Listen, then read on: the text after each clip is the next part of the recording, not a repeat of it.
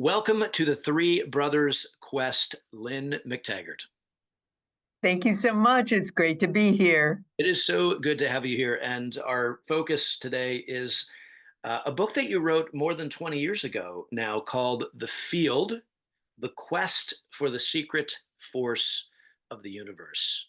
And you've done a lot of work since then, but this is such a foundational book. And I just want to jump us in to the field with a few words from your prologue, which is called The Coming Revolution. And here you're describing, you're describing the coming revolution and what scientists have been up to. And you write this: what they have discovered, these scientists, is nothing less than astonishing. At our most elemental, we, humans, we are not a chemical reaction, but an energetic charge. Human beings and all living things are a coalescence of energy in a field of energy connected to every other thing in the world. This pulsating energy field is the central engine of our being and our consciousness, the alpha and the omega of our existence. Astonishing. Can you unpack that a little bit? The field, the quest for the secret force of the universe, and maybe a bit about how you came to this story. Okay. Well, I was minding my own business as an investigative reporter. That is how I started my career in my early 20s. I planned to put bad guys in jail. And that was the kind of things I did. The very first big story I did was to break international baby selling rings, going undercover, pretending to be an unwed mother, wearing hidden tape recorders, all of that kind of stuff. And it was my first big story and ended up being my first big book. But in my early 30s, I started with my husband, then husband, now still my husband. I think maybe were we married? Yeah, we were married when we started it. We started a newsletter called What Doctors Don't Tell You because we became very interested in what works and what doesn't work in conventional and alternative medicine. He's also a journalist, so we started focusing on medicine, and in the course of studying medical literature, because that was really the foundation of where we were getting our information, I came across a lot of good studies of things like spiritual healing. And I kept thinking to myself, wait a minute, if you can have a thought and send it to someone else, that in itself undermines everything we think about how the world works. So I decided to set off to try to find out what that was. How did that work? Did we have human energy fields? What was it? And I figured it would be an easy task, just talking to various scientists working in the frontiers of consciousness research and biology, et cetera. Hmm. But what I soon discovered was that each of them had found, and through experimental evidence demonstrated, a little piece of what compounded into a completely new view of the world. And that view was that we are not these discrete entities, well-behaved, separate things operating according to fixed laws in time and space, as described by Isaac Newton more than 300 years ago. But we are all part of this giant energy field. And so there were two things that I discovered in doing this. And I had more or less talked my publishers into letting me do that book because I didn't even know what I was looking for. I didn't know what I was going to find. But I realized two things. One, scientists talk in code, they talk in math. So I was going to have to interview them enough to decode that math. So many of them I talked to for about 20 times or more. And they schooled me in quantum physics as well as everything else. And the second part of that was that scientists don't like to venture beyond their experimental work. So they don't like to speculate about what does this all mean or try to put it together. So with some alarm, I started realizing that that task was going to be left to me, and I was going to have to put all of this together. So that became the field. The foundation of that book is that we are all part of this energy field. And to understand it very simply, it's just this. When they talk about a subatomic particle, it's not a particle at all. It's a vibrating packet of energy. And it's constantly trading energy with other subatomic particles. Now, when they do that, think of little tiny subatomic games of tennis. As they send this energy back and forth, they create a virtual particle, which exists for less than the blink of an eye. And it's not a great deal of energy, except when you start adding up all of the subatomic tennis games happening between all subatomic particles in the world, you come up with this extraordinary, unfathomable amount of energy sitting out there in empty space. So if you were sitting a yard away from me, we would have enough energy between us in empty space to boil all the oceans of the world. That's how much energy density exists in this empty space. Now, there are two big implications of a quantum energy field. Number one, we're all part of it. So essentially, uh, this is one mechanism by which we can understand that idea, the adage we all talk about, that we're all connected. Well, we are all connected. We are all part of the field. People always ask me, how do you enter the field?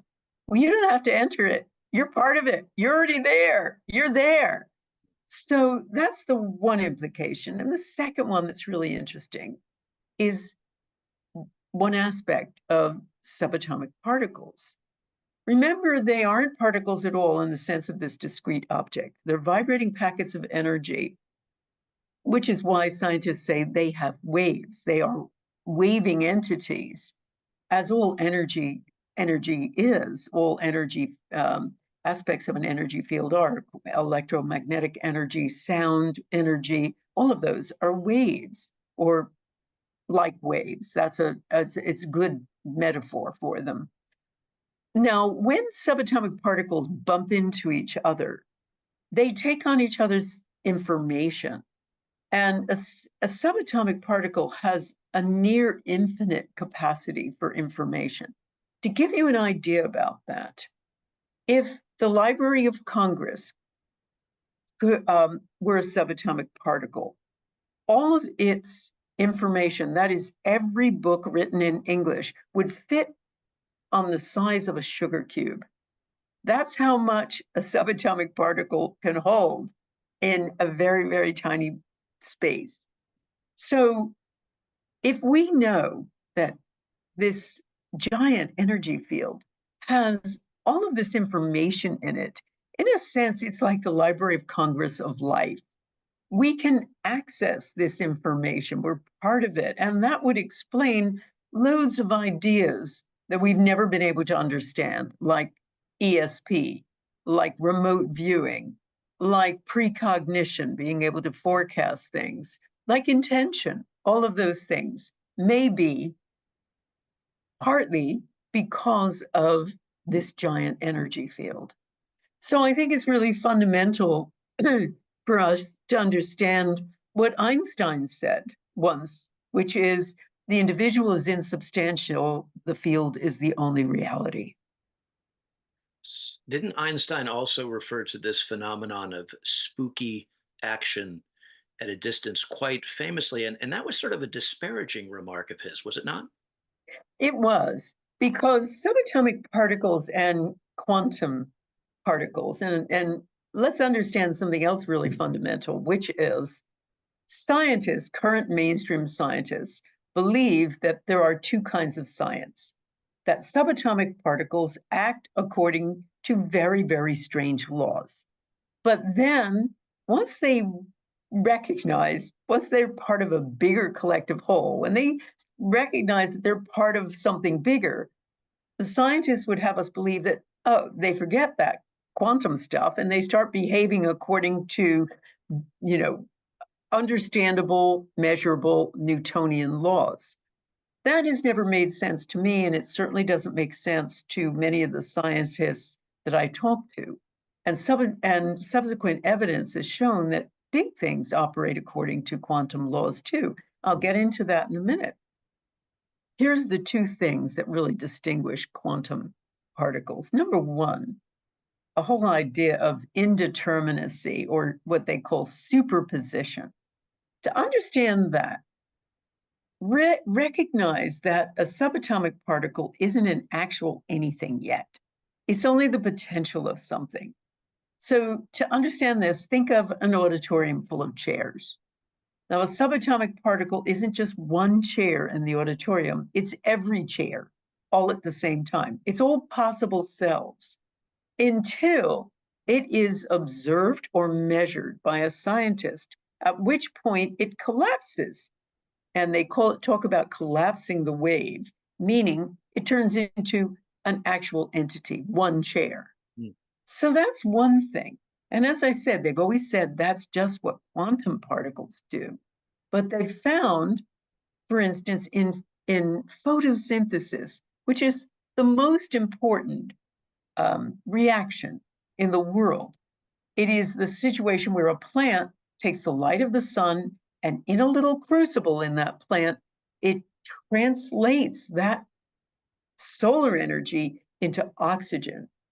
And in the crucible, they've discovered through experiments, an electron engages in superposition, gets involved in superposition, and other aspects of it are involved in superposition in order to make it be carried out really, really quickly, nearly instantaneously. So scientists are starting to realize that big things operate according to quantum effects too. Now, the second thing you just mentioned, spooky action at a distance. So to understand this, it means quantum particles, once in contact, always remain influenced by each other, even if one is sitting here in London with me and the other one is on Saturn. So think of it this way. Think of it like twins separated at birth. Mm. So they've been together once, but these are twin girls. One of them gets moved to California and the other one stays in London here. Now they never meet again, but they both end up liking the same color blue. They both marry a man called James.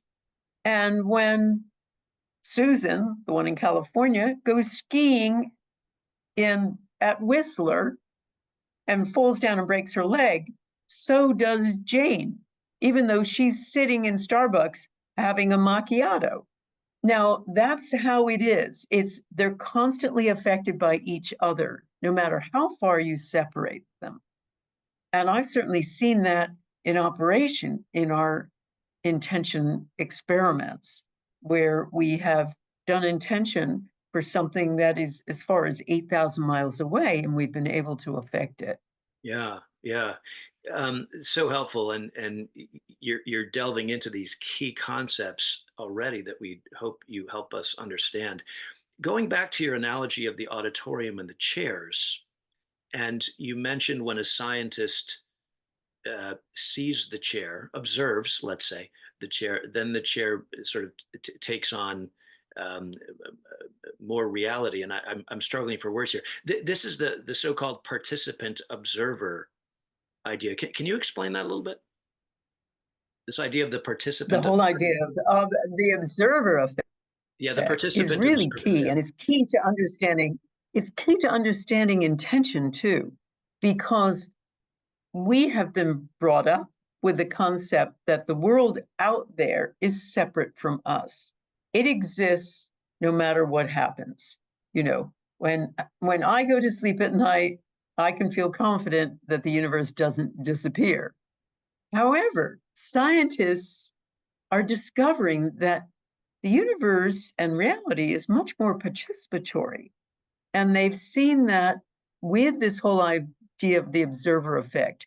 And they've done so many experiments that have demonstrated this.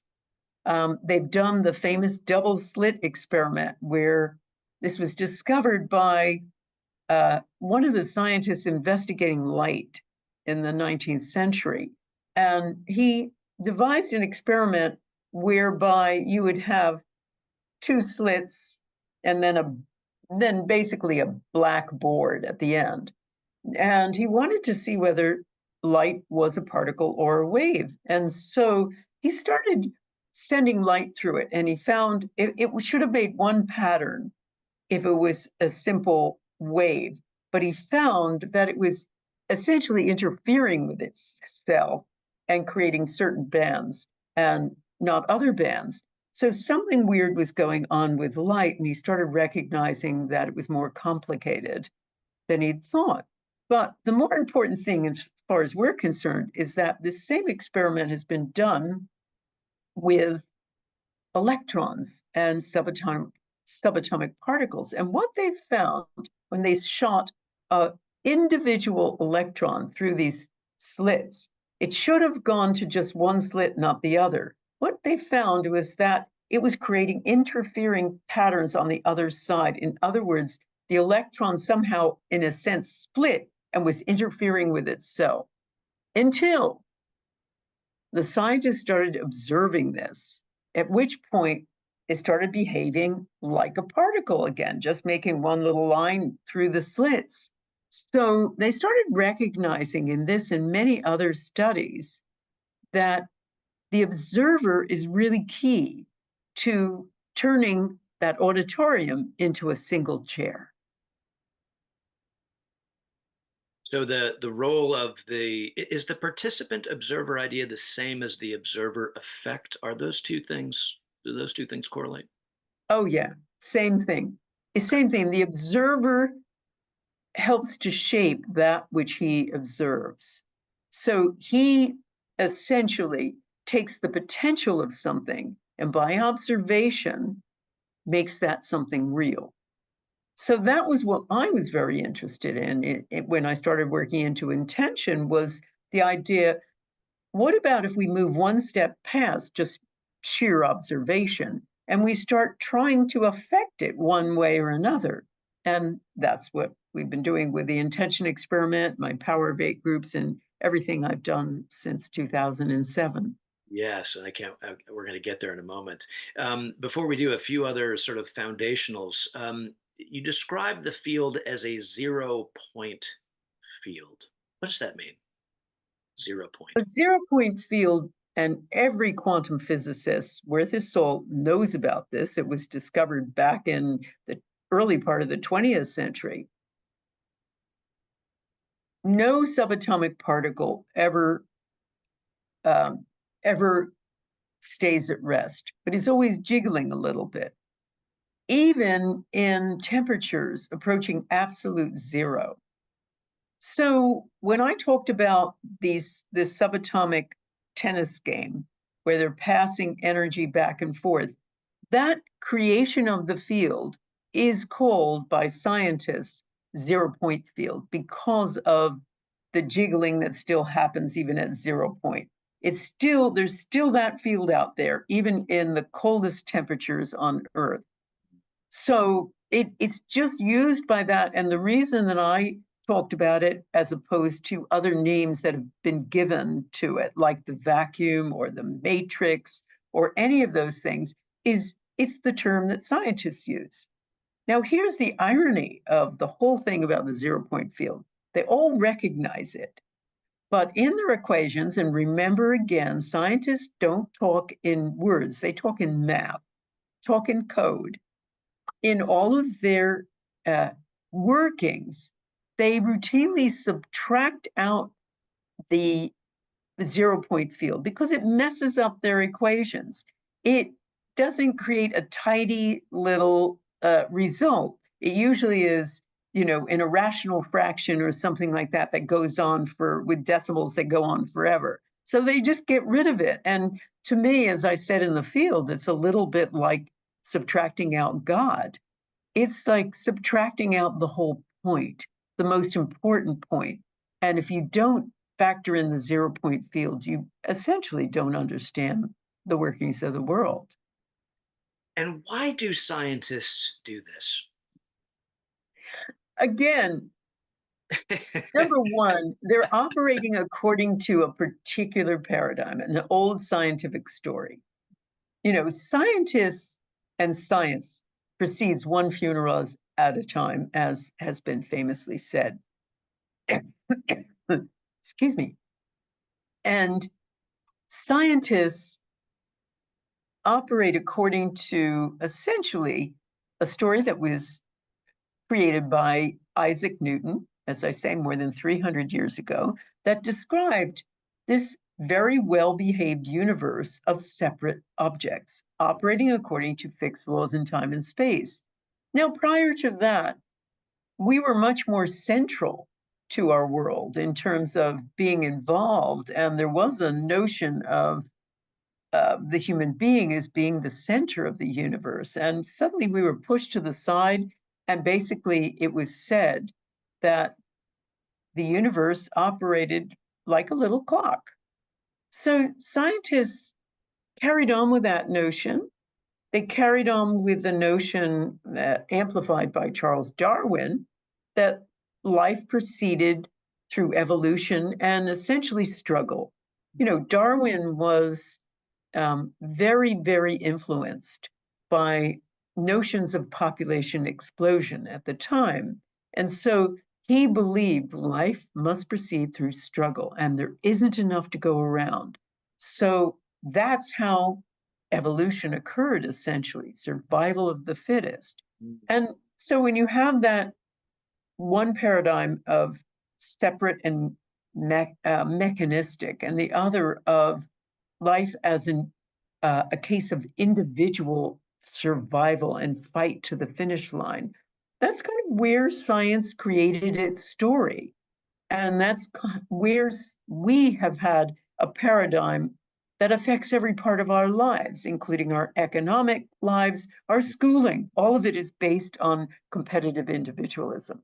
mm, mm. And it's very much the reason why things are not so great at the moment, where there is a collapse of some of these paradigms because our models of society, because we're kind of reaching an end game of that kind of thinking. Mm. But we see that life is very different from that. That's the point. Yeah, so this mechanistic scientific model, some call it reductionist scientific model, several centuries old, you're suggesting it has run its course. In a Yeah. I mean, it gave us certain technological mastery, mm, but it left us with a really soulless paradigm. And it's also just not correct anymore. I mm, mean, what they're discovering over and over again is the science of the tiny, the quantum science, is the science of life. They found that double slit experiment also works with some of the biggest molecules in the world, composed of you know, dozens and dozens of atoms. These big, big molecules also operate in a state of superposition. In other words, they're all just the entire seat, every seat in the auditorium until observed, until and be involved in that essentially co creation. So we're only just recognizing how powerful we really are in making our world. And so it's been my mission to help people do that consciously and effectively and with, you know, a good sense of an ethics in doing that. And of course, doing it selflessly. That's also part of my work. yes. And before we go there, just two other questions from the brothers, and you've kind of hinted at this. And even before we get to those, we haven't actually defined the term quantum yet. We're talking about quantum physics here in your book. What is quantum? Well, everybody uses the term quantum leap, which is hilarious because Yeah. you think of this giant leap. Quantum means tiny. It means tiny. And the reason they used it, a quantum leap means that these little particles don't just operate in, and elements of quantum physics don't operate in a straight line. They take little leaps. And that's where that word came about. And quantum physics is really talking about the physics of the tiny. Amazing. Amazing. That was beautifully explained. Um, so before we get to the work you've done since the field, just two more questions. The first has to do with with tensions between science with the capital S, let's say, and spirituality with a capital S, let's say. Scientists are always clamoring for proof, whatever that means. So, how do you reconcile, Lynne McTaggart? How do you reconcile um, science and spirituality in your journey to understand the field? Well, the problem is consciousness, really. I mean, scientists always talk about the hard problem of consciousness. They do. Where is it? Where does it sit? Is it in the brain? And that was also part of the field, is me explaining well, Yeah. no, consciousness is not in the brain. Experiments have demonstrated that even when they've removed most of an animal's brain in some pretty horrendous animal studies, they found the the animal has problems with motor skills, but he still has memory. Even if most of his brain is removed, he still remembers a particular run he was given. And so they start recognizing, and most consciousness researchers now who are looking at things in a frontier way recognize consciousness does not sit inside the brain. And there's so much evidence from near-death experiences and much more to suggest that consciousness is out there, Mm, out in the field. mm, Consciousness may be the field. mm. So we have to recognize that our current science doesn't really take account of consciousness. And and standard religion doesn't take account of consciousness in the way it is explained. So I think what's coming to the fore Mm. are lots of people who become spiritual listening to this new science. There is something extraordinarily spiritual about it.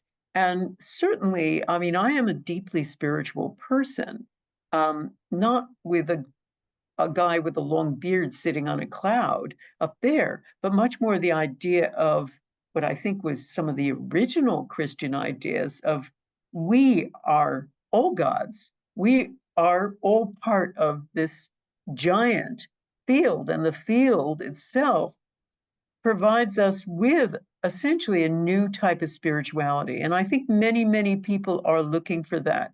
Now, the way I reconcile it is by essentially testing spirituality, testing things like intention Mm. with an altruistic motive and seeing if we can measure it. Does it change things? You know, can we lower violence in a war torn area? Those kinds of things. Can we heal people with just a small group of eight? And, you know, the short answer is yes. I mean, I've demonstrated it thousands of times. Yeah, you in a sense, Lynn, are a scientist as well as a journalist. I don't want to put words in your mouth or label you with labels that you may be uncomfortable. But it just suddenly occurred to me, having read your other books, we're going to get there in a minute. Is that a fair characterization? Well, I suppose I act like a scientist. I don't have a science degree. Yeah, I yeah. and I'm a writer. You know, I'm a writer, observer, and a tester. Mm, And I suppose I've become a bit of a scientist. Remember, when I'm doing intention experiments, I'm not doing the science. I have worked on developing what we're going to test with a bona fide scientist from the University of Arizona, University of California, Penn State, Princeton University. We work together, we decide on the experiment, but the scientists run it. I gather my followers from around the world and say, "Hey, let's do an intention experiment, and we will be measuring the results." yeah. So I guess I'm more of an instigator. Well, and as you say here in the beginning to the field, you are here to share the stories of science in layperson's terms, which I think makes your book so wonderful and powerful. One other question before we talk about your work since the field. How do we position this notion of the field um, within sort of Eastern, Western, indigenous ways of knowing? If we're going to treat those three worlds as overlapping, Eastern, Western, Indigenous, because we've had a number of guests on the Three Brothers Quest who've explored human consciousness, human history, human spirituality from different points of view. How do you make sense of the field in relation to those three? Well, I think that what we are understanding is science can finally prove what many ancients have always espoused. They've talked about concepts that sound very similar to many aspects of quantum physics, of the field, the zero point field, and much more, of the idea that consciousness affects matters. Thoughts are things that affect other things. That all has been really part of many Eastern philosophies, many indigenous ideas. It was even, I found a real link with the power of eight and some of the teachings of Jesus were really to his apostles, was the idea of collect in a group, pray together passionately and with one voice, and you will heal and you will be healed. It's right in the Bible. And so I think that these are not new ideas. They're just being expressed in now scientific language. We now have the tools and the science to prove what has always been espoused and had to accept as a simple belief. Now we can demonstrate it. Yeah, in some ways, Lynn, it feels like the science is kind of catching up with what humans have understood, perhaps more intuitively, instinctually, for a long, long time. Absolutely. And by science, let's understand we're always talking about frontier science. Yes, thank Although you. more and more conventional scientists are nibbling at the edges of this. But all of the people I wrote about in the field were all true scientists, true explorers who were working in prestigious universities, back in the 70s and 80s. I mean, the field essentially is a history because most of the main discoveries were done in the 70s, 80s, 90s, and they carry on in different ways. But those were the people I wrote about. And they were all very conventional scientists and professors. Mm. Robert John, who did an extraordinary series of studies over 25 years demonstrating that thoughts are things that can affect other things, was the dean of engineering at Princeton University. He was revered as an astroscientist, and suddenly he starts doing this weird stuff, but he did it in a beautifully scientific, academic way and systematically demonstrated effects. And it changed him. And many of the others started out as conventional scientists and then discovered something.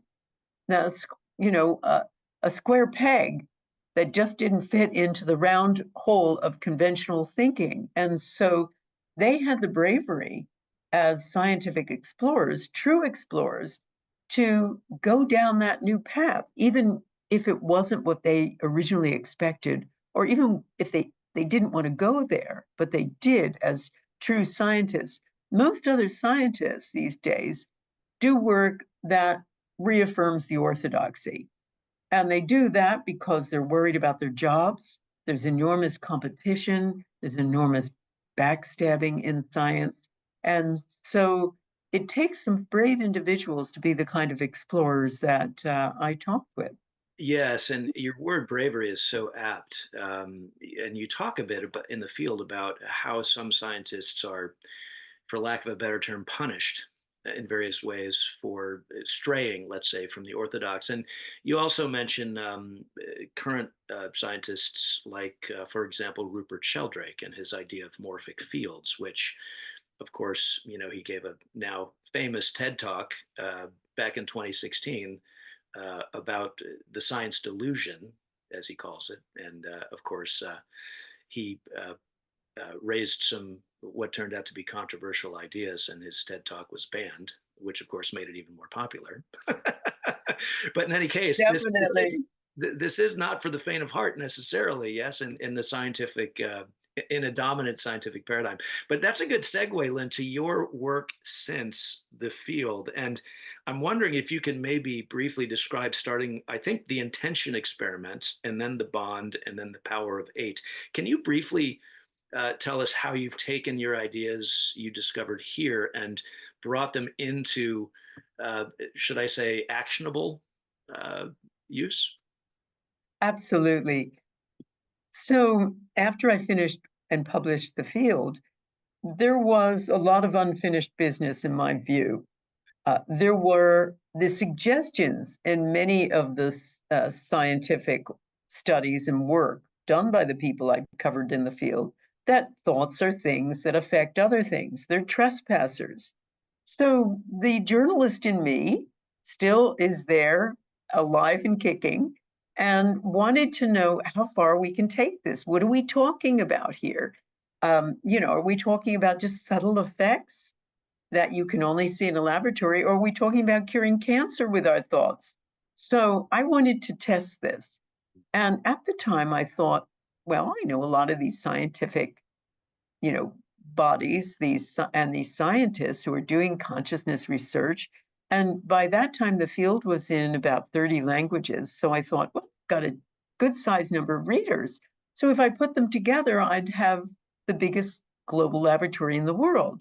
So that's what I did. In 2007, I published The Intention Experiment, which basically covered all of the evidence for the science of intention, because I felt people really needed to know that there was massive amounts of information that I hadn't been able to put in the field, and I investigated a whole bunch more to demonstrate that thoughts are things that affect other things. But I also was very curious about what happens when lots of people are thinking the same thought at the same time? Does it magnify the effect? So that's why I set up the intention experiment to just every so often work with a scientist, set up a measurable experiment in some way, and then invite my readers from around the globe or an audience if I was speaking somewhere to take part in this giant experiment.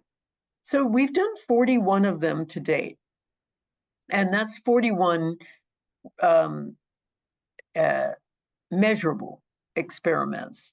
We've also done numerous others where I've just got my followers on to do an intention to lower violence in Gaza or in Ukraine or something like that. But those 41 are everything from trying to make seeds grow faster to purifying water, to lowering violence in war-torn or violent cities, to healing someone of post-traumatic stress disorder. And of the 41, 37 have shown measurable, positive, mostly significant effects. And they've been measured by scientists in multiple um, um, uh, academic centers like University of California, like Princeton, like Penn State, like University of California, of Arizona, and many other places in Europe too. I've had different scientists involved in different experiments, so I couldn't be accused of bias. So we have done, extraordinary studies. I mean, the most, I think one of my favorites was an early experiment, 2007 and 8, uh, trying to make seeds grow faster. So for this experiment, we were working with Dr. Gary Schwartz, the noted psychologist at the University of Arizona, who has his own laboratory for consciousness research. So they set up an experiment with 4 sets of seeds, 30 seed each, all sitting in little trays labeled A, B, C, D. They sent me 4 photographs of these seeds. And I decided to run the first one when I was doing a talk in front of an audience of about 700 in Sydney, Australia. So I had them choose the seeds. Let's say they chose A. I didn't tell the scientists which seeds. We did the experiment. We held the intention for 10 minutes. We then told the scientists we were done, still not telling them which ones we focused on, but that was the cue for them to plant all 4 sets of seeds. And 5 days later, to measure the seedlings. And it was only after they measured that I unblinded the studies and told them, well, they were seeds A. And lo and behold, seeds A grew significantly higher than controls. So we ran this 5 more times in different locations and once over the internet with different size audiences. And every single time, the seeds sent intention grew significantly higher than the controls. So unpack this for a moment, if you will. With that first experiment and the different ones too, it's more or less the same. I'm sitting in front of an audience of 700 in Sydney, Australia. Those seeds are back in Tucson, Arizona, 8,000 miles away if you go via California. And we're not sending intention to the thing, we're sending an intention to a photograph of the thing, a symbolic representation of the thing, and we're still having an effect. And we're having an effect 5 more times. So I love that because it's basically unassailable. And then the other experiment I love of the many, I think we've done 10 or 11 peace intention experiments. I love all of them, but this one was quite interesting for the numbers. We chose the officially most violent place in America, which is St. Louis, Missouri. So we did an intention for the area of St. Louis called Fairground, which is the officially most violent part of St. Louis. And for this, I worked with the noted professor of statistics, Dr. Jessica Utz, who has done work on consciousness research and is absolutely precise and unbiased. So I got hold of 3 years worth of police data on violent crime and property crime for Fairground and St. Louis as a whole, and all of the surrounding areas around Fairground. And then we waited 6 months after our experiment to get the 6 months afterward. And what we found after Dr. Utz had done all the analysis is violent crime had been steadily going up in all of the areas of St. Louis. And after the experiment for St. Louis as a whole and all of the areas around Fairground, it continued to go up. But for Fairground itself, it went down by 43%. So I loved that experiment. And what I also loved about the intention experiments is what happened to the participants. We found, and with every single one, I surveyed the participants, and we found that the participants themselves change. About 40% each time say they've made up with estranged partners or children or parents, or they're getting along better with coworkers and bosses or neighbors. About 50% say they're more in love with everyone they come in contact with. In fact, they're essentially hugging strangers. And then the final piece is about a third of them report each time that they have an improvement or a downright cure of some medical condition. Some challenge, a physical challenge, is better. So all of these things continue to happen. And most extraordinarily, with one intention experiment we did, where I had special equipment, could put cameras in different locations. We put them in 8 different locations, 8 different conference rooms in 8 different Arab cities. And we had participants from all of those different places, like, cities in Saudi Arabia, Oman, Jordan, etc. and the ninth camera was in an audience of Israeli Jews. Now, this was about 5 years ago.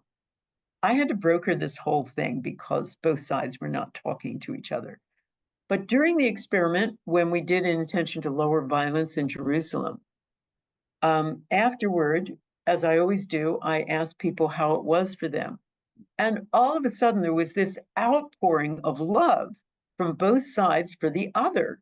So the Arabs were saying to the Jews, you know, your God is my God. We love you. The Jews are crying and saying, we love you, brothers and sisters. All of this is going on and just amazing.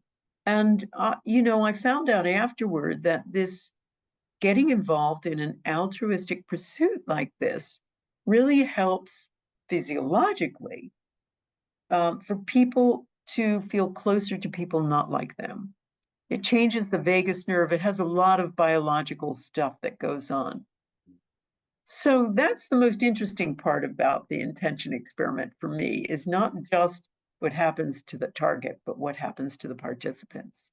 That is astonishing, and I'm remembering reading about these in your book, The Intention Experiment. But hearing you describe them, Lynn, it's remarkable. Um, well, I have a follow-up question, but before I get to it, can you talk a bit about the bond and the power of eight? Sure, sure. So the bond was a bit like what I had talked about earlier, was really supposed to be my uh, answer to Darwin. You know, were we meant to be so competitively individualistic? And how do we live essentially the field? And so I did a lot of research and found out uh, without question, we were never meant to be competitively individualistic. We thrive far more when we belong. We need to belong. We need to give. We need to be fair. We need to agree. There needs to be much more community in our lives. So that was my focus in the bond and demonstrating that, like subatomic particles, we don't want to be alone. We want to be part of a bigger whole. And that really segued into the power of eight, because the power of eight really was a shrinking down of the intention experiment. In 2008, I just said in a workshop, I wonder what would happen if I tried to shrink this down into a workshop. And because I was seeing these amazing effects with the intention experiment, what if we just put people in, say, groups of eight? And I just blurted that out one day to my husband, who's, as I say, is also a journalist, and some members of our team. And he said, I love it, the power of eight. He's a good headline writer. So that's how it came to be called the power of eight. But when we did it, we didn't expect it to be anything other than the kind of feeling you get when somebody just rubs your shoulders for a few minutes. But that's not what happened. What happened was the first time we did it in Chicago, and people did it one day, came back the next day, we had somebody who was limping badly from our terrible knee arthritis who came back and was walking normally. And somebody else with deep depression, she said, that felt lifted that day, and somebody else with bad digestion who said it was normal, and somebody else with cataracts who said, my eyes are 80% better. So I was really shocked by all of this and said, how is this happening? So I spent really close to, I guess, about 15 years trying to figure out why. And that became my book, The Power of Eight. And what I've done since then, I've had tens of thousands of Power of Eight groups that I've helped to facilitate. In my courses, I put people in Power of Eight groups, particularly in my year-long class, the master class, because soon after that, I started asking, well, what would happen if people were in a group for a whole year? Would everything in their lives begin to heal?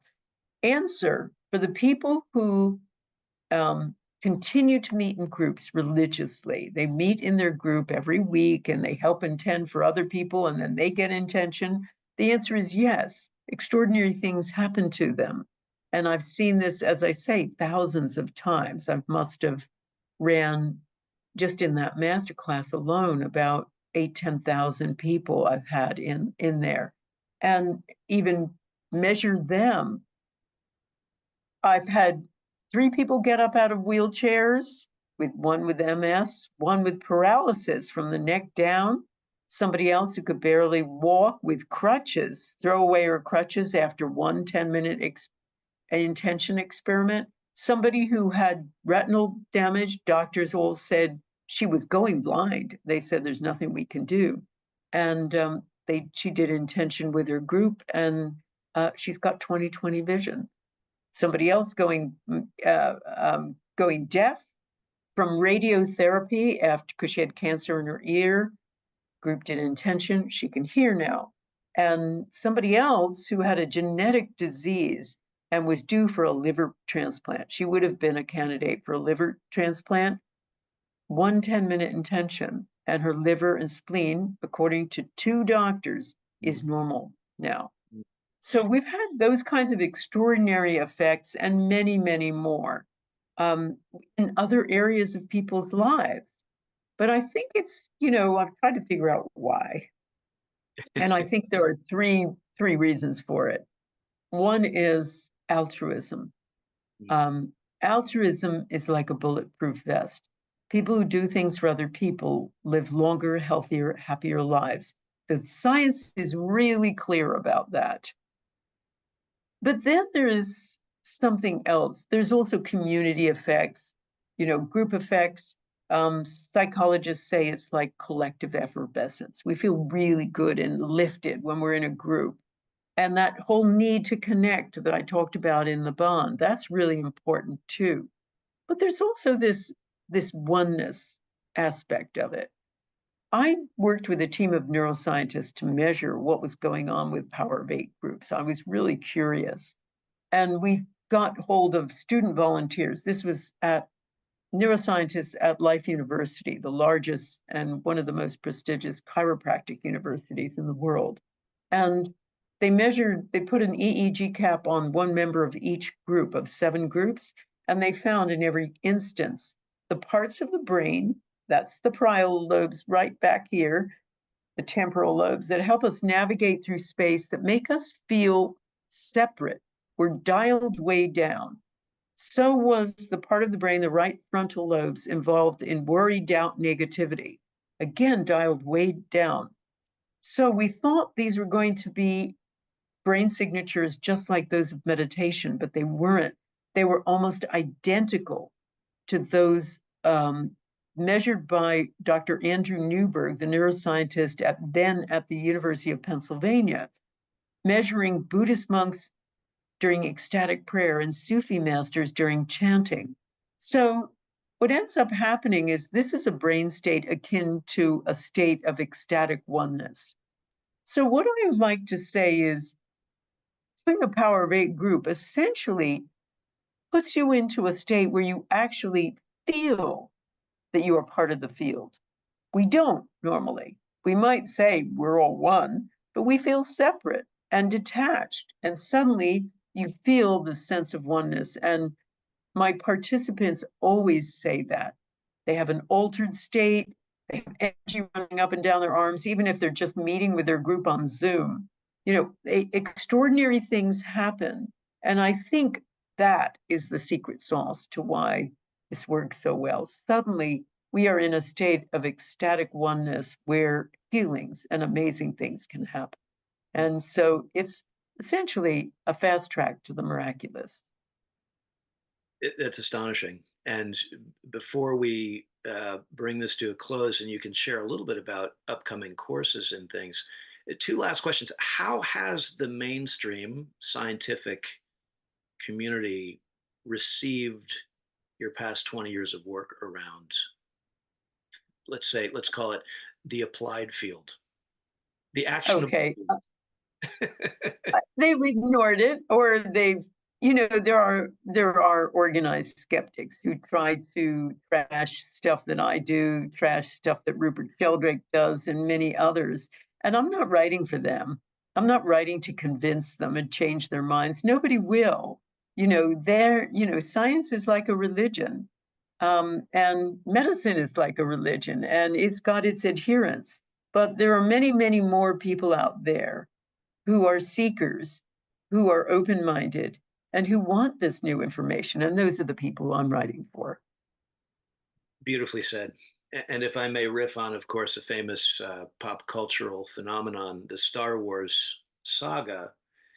I was 10 years old when the first Star Wars film came out. And of course, like everyone else, I was taken with this notion of the Force, right? May the Force be with you. But one of our brothers suggested, is what Lynn's suggesting here, if we were to translate that a bit, may the field be with you? What advice would you give to someone who's maybe encountering these ideas, Lynn, for the first time and really open? They're not skeptical, they're open. How would you encourage someone to lean into, let's say, the quest for the secret force of the universe, the field? How can we do that in our daily lives? And then we'll talk a bit about your offerings. Okay. Well, I think what you must do is find evidence for this. You know, Western mind wants proof. There have always been teachings from the esoteric sides of information and much, much religion. And I'm not denigrating that at all, but I just want to point out that there's more and more scientific evidence of these amazing ideas, these spiritual concepts. So you don't have to just believe, you can also be convinced. And so I would say read, and also, you know, quantum is a word that is bandied about a lot. And so I would recommend read read discerningly read discerningly about these concepts, because a lot of times they are used incorrectly. A lot of people talk about the science, but they haven't really done much homework. Mm. But it's all there. It's true. It's as amazing as you want to think about it. It's extraordinary, miraculous. We are powerful beyond measure. But it's important, I believe, to find out how to harness this. And that is my quest now. Beautifully said. As you write at the very end of the book, we are not isolated individuals alone in a mechanistic universe. We are actually all deeply connected in this seething sea of energy, and we are helping to hold it together when we are Absolutely. when we are Absolutely. So we just have to learn how to cooperate together. yeah. And again, that's hopefully part of what I try to do. Well, you certainly are. Well, let's end, Lynn, with having you maybe just share a few resources from your work where people can get involved. You got some neat stuff coming up. Tell us about that. Sure. So you can find me at lynnmctaggart.com. I have a course Lynn with an coming E. up. Sorry, Lynn with Lynn an E. with an E, Lynn Yeah. with an E, and McTaggart is ART. I Yeah. have a course called The New Science, and it is a real guide to all of the concepts that I write about, the scientific concepts, with all four of my books. And I have that coming up, and you can find out more about it on lynnmctaggart.com. If you're a practitioner of any sort, whether a doctor, an alternative practitioner, a nurse, a podiatrist, anybody in the health field, I have a course coming up as well called Become a Better Healer with the Power of Eight. And I started that because I recognized I had my own healing challenge about 4 or 5 years ago. And I recognized that all of the alternative people I was going to were excellent at their field, but their languaging, their thoughts and words were terrible. And I felt these were really key pieces to the healing process between the two of us. So it became material.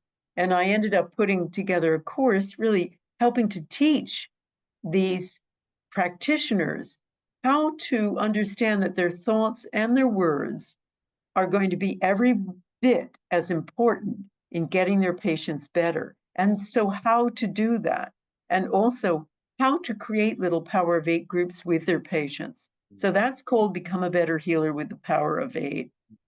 And we have other courses, my big master class which we'll be announcing in November, and lots of free tools. The intention experiment, a giant intention experiment I'm going to be running in January with Gaia. It'll be a worldwide intention experiment with people from all over the world. It will be, I think it's February 1st. And so stay tuned with that. And free tools of all sorts, intention challenges, the 8 revolution, where we help groups of 8, power of 8 groups attached to each other to learn more and to work together to help use power of 8 and intention for their communities. Our community site, always free to join. So check it all out. There's loads of stuff, podcasts, blogs, etc. too. Amazing. Amazing. Was that Gaia? Is that Gaia TV? Yeah, it's Gaia TV. We're going to do And I a got to ask, giant intention experiment. so Gaia February 1st. I love that. And I got to ask, because I am a breath work and cold plunge practitioner, can you just tease us with like a single, very simple example of what you just said a moment ago, words and language, like enhancing those for healers? I'm so curious about that. Sure. Well, let me give you an example of what's not good. Okay. When I had my challenge, I had a problem with walking about 5 years ago, as I say. It's all fine now. I'm back to doing everything and yoga and HIIT classes and everything. But at the time, it was getting more difficult to walk, and I was going to a variety of people. And they said this I started taking it down. It's great for a slide. It's going to be a long and painful journey to recovery. That was one. Then we had, you have scoliosis, don't you? I didn't, I don't. And all these other things. In my favorite, you're a shadow of your former self. And I finally started getting very vocal about this and saying, excuse me, what am I supposed to do with that sentence? How is that going to aid my healing journey? And so, what I teach people to do is not to offer a prognosis ever, because nobody can determine with any certainty who is going to respond to the challenge of healing and how. So they can predict, they can diagnose. This is what I think is wrong, but the languaging is all important.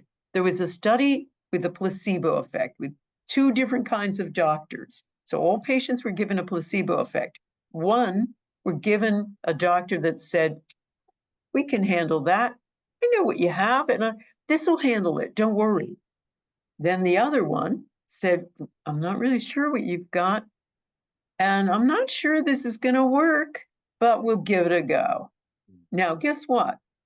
There was a 61% difference in terms of healing. And remember, these were sugar pills between the doctor who patients where he had a positive attitude versus the other one with a negative and not so hopeful attitude. So that's why it's so important. And there's many, many other studies that support that too. That's so helpful, and yeah, really clarifies things quite well. Well, Lynne McTaggart, we could talk all day, and I hope we'll do this again. I But hope so too. let's wrap this up. The book is The Field, The Quest for the Secret Force of the Universe. There have been several more books since. Lynne McTaggart is our guest today. You can find her website there. Make sure you're spelling your name correctly.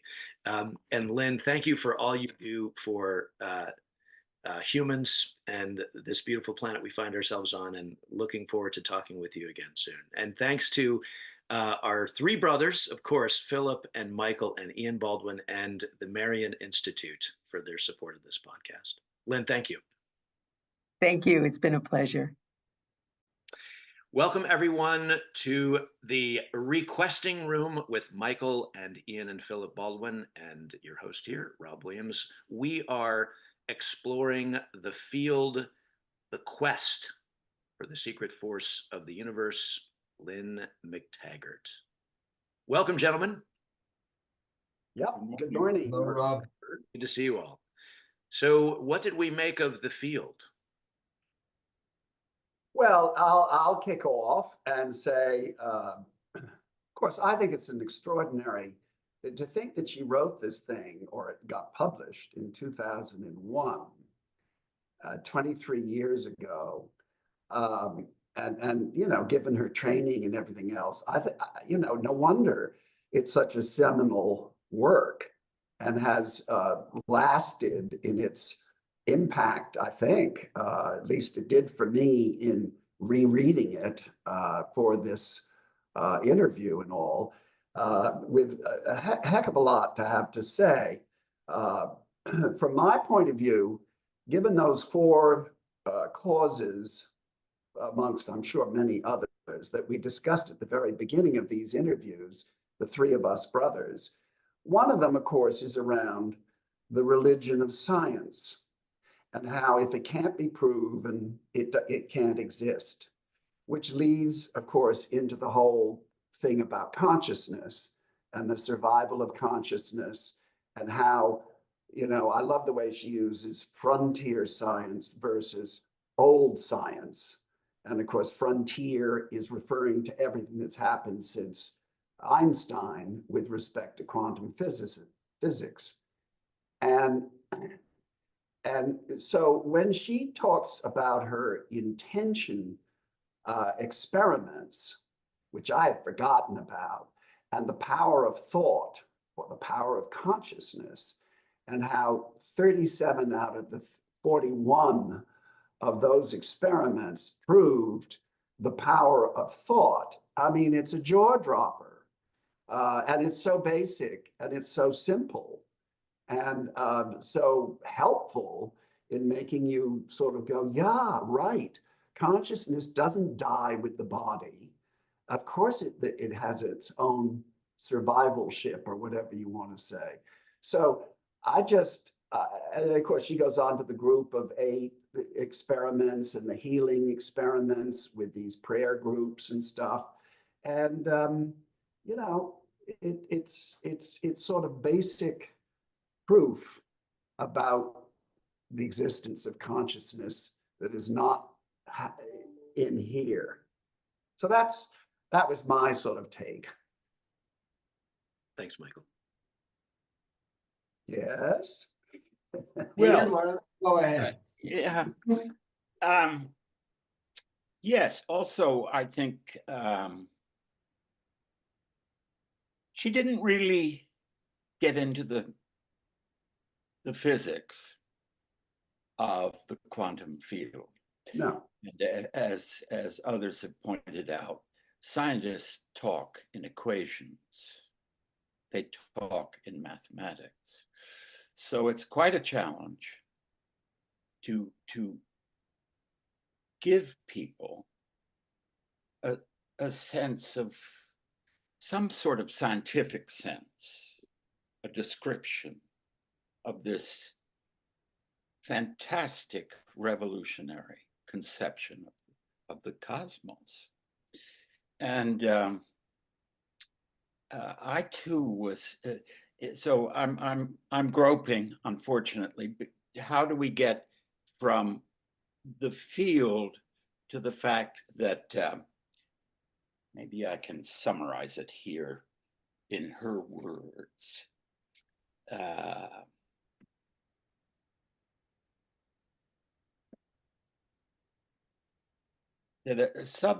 Okay, the field consists of subatomic particles, but they are not really particles.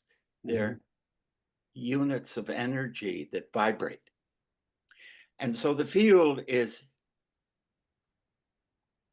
an unimaginable expanse of vibrations.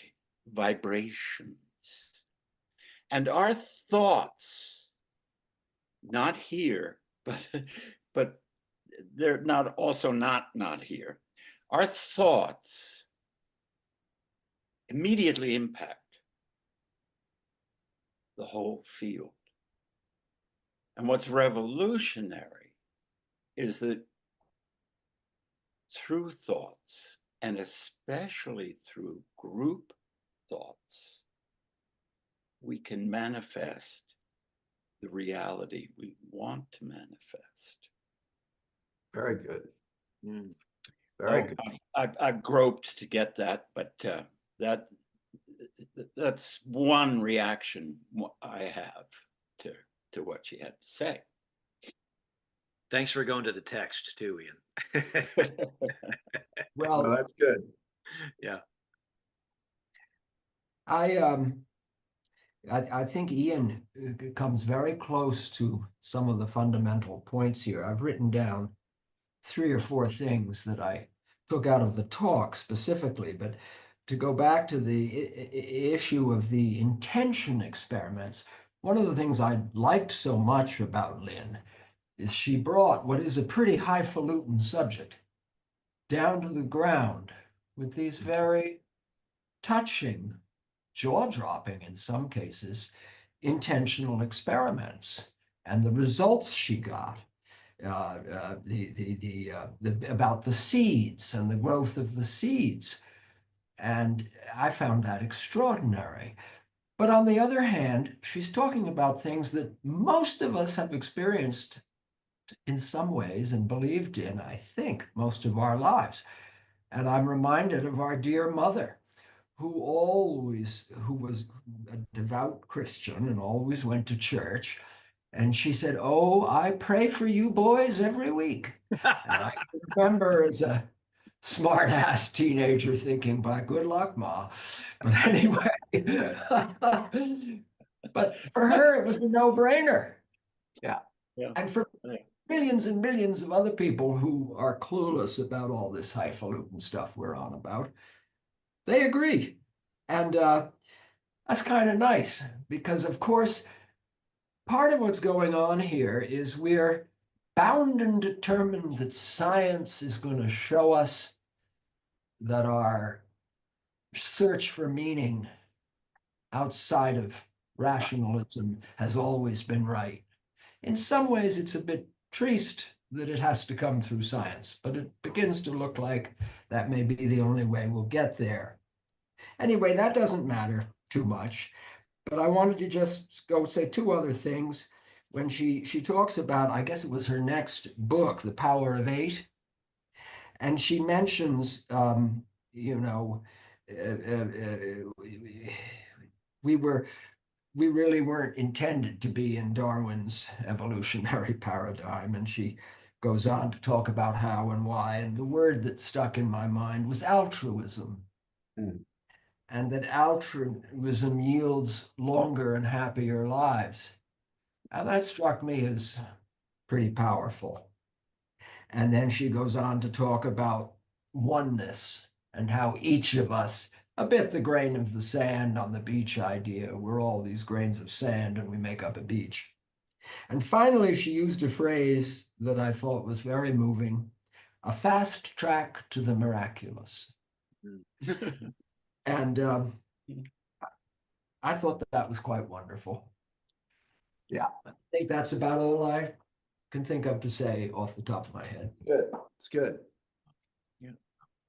Well, so Lynne McTaggart is interested in having another conversation with us. Right. So we might think about together, not here now, but we might think about together at some point. What I'm just wondering what directions we might steer our conversation with Lynne in. And Well, you pick up on the work she's done now involving, as she said, tens of thousands of Amazing. experimental subjects, people Yeah. like themselves. And what has she learned from that quarter century intensive scientific work with so many human beings? And how does, in fact, the layman's understanding, her layman's understanding of the science behind quantum mechanics or the quantum field connect to what she's learned and observed over those many years? Mm-hmm. that's beautiful, Ian. I just wrote that down. You know, part of my job as the maestro, let's say, of the Three Brothers Quest is to follow the ongoing work of our guests closely. And Lynne is still very active in conducting these intention experiments. She just did one a couple of weeks ago, and so Ian, I really like that idea. And of course, she also has a new online course that Right, introduces all of these ideas right. to a lay audience. So she's quite prolific and quite active, and I look forward to our second conversation with her when we. Philip I think he had something he wanted to add. Billy. I may have, but if I have, I've forgotten it. Maybe not. Maybe I wanted to say that, well, it's covered by this, I think, shared what we've just been saying, this going on with these intention experiments, bringing into concrete reality some of the implications of quantum physics and our part in it. What's relevant for us is our part in this overarching rainbow, to make a weak pun maybe, but you know, and the connection to Rupert Sheldrake. There's a great deal of Yeah, resonance, I think, between Rupert Sheldrake and these intention experiments. And all of this, I believe, comes out of quantum mechanics. So if we go in that direction, which is somehow concrete, and we can get our hands around it, I think that's quite perfect. yeah. Love that. I just want to read maybe at the end here. I love a quote at the very end. As Fritz Albert Popp described it, when we die, we experience a decoupling of our frequency from the matter of ourselves. Death may be merely a matter of going home, or more precisely, staying behind, returning to the field. Good quote. That's good. Well, That that seems the appropriate note to What the heck? Thank you, Michael. Any other? I don't know that we can top that, but I'll ask. Any last thoughts, gentlemen? No, that's it. I I think think we've done our 15 minutes. Well, thanks to you all, and thanks again to our very special guest, Lynne McTaggart, author of The Field, The Quest for the Secret Force of the Universe, and we look forward to speaking more with Lynne very soon. Thanks, everyone. Thank Thank you. you. Yes, we'll see you again soon, gentlemen. Yes.